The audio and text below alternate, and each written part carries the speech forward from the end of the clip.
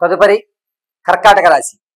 కర్కాటక రాశి వారికి మిశ్రమైన ఫలితాలు లభించడంతో పాటుగా ఏ విధమైనటువంటి వ్యవస్థలో మీరు అడుగుపెట్టినా రాణించడం, ఆర్థికంగా స్థిరత్వం ఏర్పడటం, అమ్మయ్య భగవంతుడు నన్ను అనుగ్రహించాడు, నేను ఒక స్థాయిలో ఉంటాను అనేటువంటి ఒక కాన్ఫిడెన్స్ లెవెల్స్ అనేటువంటివి ఆగస్టు 10వ తారీఖు నుంచి 13వ తారీఖు మధ్యలో మీకు కలుగుతూ ఉంటుంది. ఆ కాన్ఫిడెన్స్ మీరు కొనసాగించండి, మంచి ఫలితాలు మీరు అందుకుంటూ ఉంటారు. అంతేకాకుండా ఈ యొక్క కర్కాటక రాశి వారికి ఆరోగ్య విషయంలో కొంచెం జాగ్రత్త వహించాలి. ఎవరైతే రాజకీయంలో ఉన్నారో మీ యొక్క కేడర్ మీరు అదే విధంగా కొనసాగుతూ ఉంటారు. జనంలో ఆదరణ పెరుగుతూ ఉంటుంది. మీరే ఈ పని చేయగలరు అని, మీరు ఈ పనులకు సమర్థులు అని చెప్పి మీ పైవారు మిమ్మల్ని గుర్తించి మీ కేడర్లో మీకు ఉన్నతమైనటువంటి స్థాయిని కల్పిస్తూ ఉంటారు. విద్యార్థులకి జ్ఞాపక శక్తి అనేది పెరుగుతుంది. దీనివల్ల మీరు అనుకున్న రంగాల్లో ప్రవేశపెట్టడం, అంతేకాకుండా నా శ్రమకు మంచి ఫలితం లభిస్తోంది, ఇతను బాగా చదువుతాడు అనేటువంటి విషయాన్ని మీరు వినడం జరుగుతుంది.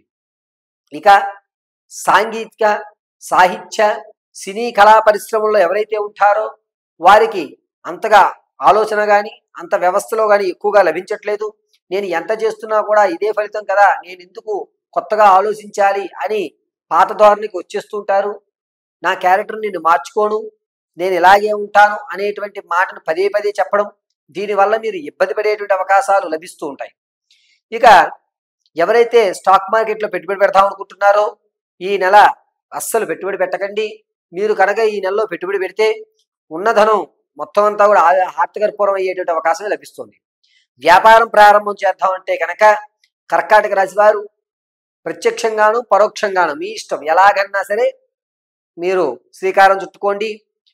వ్యాపారం విషయంలో ఫ్రూట్స్ కానీ, ఆహార పదార్థాలు కానీ, లేదా తోళ్ల పరిశ్రమలు కానీ, మెడికల్ సంబంధించి ఈ 4 వ్యవస్థలోనూ మంచి ఫలితాలు లభిస్తుంటాయి. కర్కాటక రాశి వారికి విదేశాలు వెళ్ళాలి అనేటువంటి ఆలోచన ఉన్నవారు ఆగస్టు 14వ తారీఖు నుంచి ప్రారంభం చేసుకుని 24 వరకు కూడా మీరు విదేశాలకు వెళ్ళాలి అనుకుంటే కనుక శ్రీకారం చుట్టుకోండి, మంచి అవకాశం లభిస్తుంది.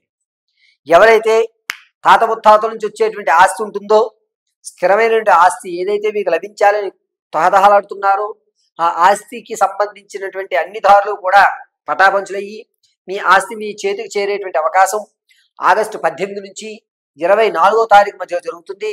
దీనివల్ల కాస్త స్థిరత్వం అనేటువంటిది ఏర్పడుతుంది. ఇక ఆడవారి విషయానికి వస్తే కుటుంబంలో మీరు ఎక్కడైతే గౌరవం కోల్పోయారో అక్కడే మీ యొక్క గౌరవం పెరగడం, ఎక్కడైతే మిమ్మల్ని అవమానించారో అక్కడ మీరు గౌరవించబడ్డం, ఆనందకేలి విలాహాల్లో, శుభ సందర్భాల్లో, శుభ కార్యక్రమాల్లో మీకే పెద్దపీట వేయడం అనేది జరుగుతుంది. నీ మాట ఆ రోజు మేము వినలేదు, వినుంటే మా భవిష్యత్తు ఇలా ఉండేది కాదు అని మిమ్మల్ని పొగిడేటువంటి వారు ఎక్కువ అవుతూ ఉంటారు. బంగారు ఆభరణాలు కొనుగోలు చేసేటువంటి అవకాశం ఉంది. ఆడవారు సంతానం కోసం ఎవరైతే చూస్తున్నారో వారికి పుత్రికా సంతానం కలిగేటువంటి అవకాశం ఎక్కువ లభిస్తుంది. ఎవరైతే వివాహం కొరకు ఆలోచిస్తున్నారో వారికి వివాహం అయ్యేటువంటి అవకాశం చాలా తక్కువ లభిస్తుంది. వివాహానికి 2-3 వారాలు సమయం చాలా అద్భుతమైన సమయంగా చెప్పచ్చు. ఇక ప్రమోషన్ల కోసం కానీ, స్థిరమైన ఉద్యోగం కోసం కానీ ఎవరైతే చూస్తున్నారో వారికి అంతగా లాభపడే అవకాశం లేదు. మీ యొక్క స్థితి ఇది, మీరు ఎలాగే ఉండాలి, మీరు మారకూడదు అని మిమ్మల్ని పదే పదే గుచ్చిస్తూ మిమ్మల్ని హేళన చేసేటువంటి వారు ఎక్కువ అవుతూ ఉంటారు. ఇక ఆడవారు మీ గౌరవం పెరగడంతో మీ మీద మీకు ఒక కాన్ఫిడెన్స్ లెవెల్ అనేది పెరుగుతుంది. దీనివల్ల రానున్న రోజుల్లో మీరు అనేకమైన అద్భుతాలు సృష్టించేటువంటి అవకాశం లభిస్తుంది. అయితే ఆరోగ్యం విషయంలో కర్కాటక రాశి వారు ఈ డైజెషన్, జీర్ణ వ్యవస్థకు సంబంధించి కానీ లేదా కిడ్నీ వ్యవస్థకు సంబంధించి కానీ కొన్ని ఇబ్బందులు పడుతూ ఉంటారు. అది కూడా ఆగస్టు 13వ తారీఖు నుంచి ప్రారంభం చేసుకుని 22 వరకు జరుగుతుంది. కాబట్టి చాలా జాగ్రత్తగా ఉండాలి. డైజెషన్ విషయంలో మీరు తీసుకునే ప్రతి జాగ్రత్త కూడా రానున్న రోజుల్లో మీ ఇబ్బంది నుంచి దూరం అవుతూ ఉంటాయి. సర్జరీ జరిగేటువంటి అవకాశం అధికంగా లభిస్తుంది. కాబట్టి జీర్ణకోశకు సంబంధించి చాలా జాగ్రత్తలు మీరు పాటించవలసి వస్తుంది. ఇక కర్కాటక రాశి వారు ఆర్థికంగా కానీ ఆరోగ్యపరంగా కానీ మీ స్థితిని మార్చుకోవాలి, ఈ జాతకం నాకు మారాలి అనుకుంటే కనుక ప్రత్యక్షంగా వ్యక్తిగతంగా మీరు తెలుసుకోవాలి అంటే కింద స్క్రోల్ అవుతున్న నెంబర్ని సంప్రదించండి. గోచార రీత్యా అయితే నేను దానికి రెమెడీ చెప్తున్నాను, జాగ్రత్తగా వినండి. ప్రతినిత్యము తెల్లటి ఆవు దగ్గర 11 ప్రదక్షిణలు చేసి ఆ ఆవుకి పచ్చిగడ్డి పెట్టండి.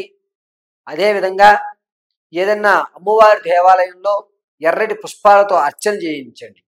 గురుగారు ఆవు దొరకడం ఇబ్బందిగా ఉంటుందంటే గనక ప్రతిరోజు ఉదయం 7:42 సమయంలోపు అమ్మవారి దేవాలయంలో పుష్పార్చన, ఎర్రటి గులాబీ పుష్పాలతో అర్చన గావించడం, చందనాన్ని వృత్తలాకారంగా పెట్టి మధ్యలో కుంకుమ ధరించడం చాలా మంచిది. ఇలా చేయడం వల్ల ఈ నెలలో మీ యొక్క సమస్యలు పరిష్కారమయ్యేటువంటి మార్గం లభిస్తుంది.